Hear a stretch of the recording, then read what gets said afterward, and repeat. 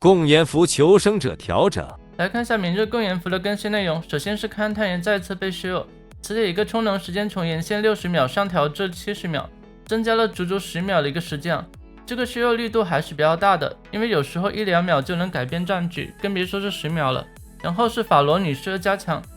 现在隐身一个冷却时间会根据上一次的隐身持续时间进行动态调整，也就是说，如果上一次隐身状态不到几秒就结束的话，那么隐身一个冷却时间就会相应的缩短。其次第二条的加强很关键就是法罗在隐身状态下，监管者的话将无法听到法罗的语音，比如说像脚步声、喘息声这些。此外的话也无法看到法罗使用香氛手杖时一个特效。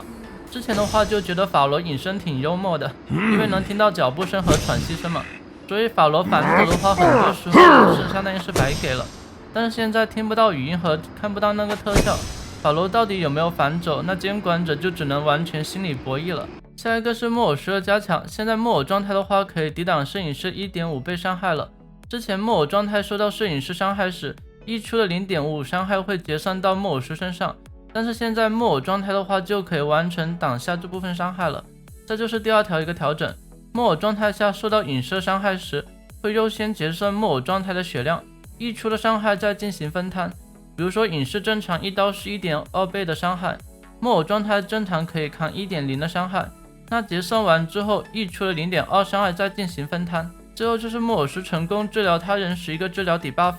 从降低 20% 治疗速度调整成降低 10%。 然后是机械师的调整，首先是队友受伤时一层挡切特质，从降低 35% 修击速度调整成降低 25%。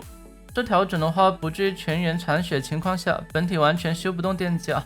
虽然说多少还是修得慢，但是略有好转。再下一条的话是对机械师我我一个调整，我的修击速度从降低 10% 调整成降低 16%， 也就是修得更慢了，但是在耐久消耗上的话有所减少，比之前更耐用了一些。最后的话就是哭泣小丑的削弱，修击速度的话从原先降低 10% 调整成降低 15%。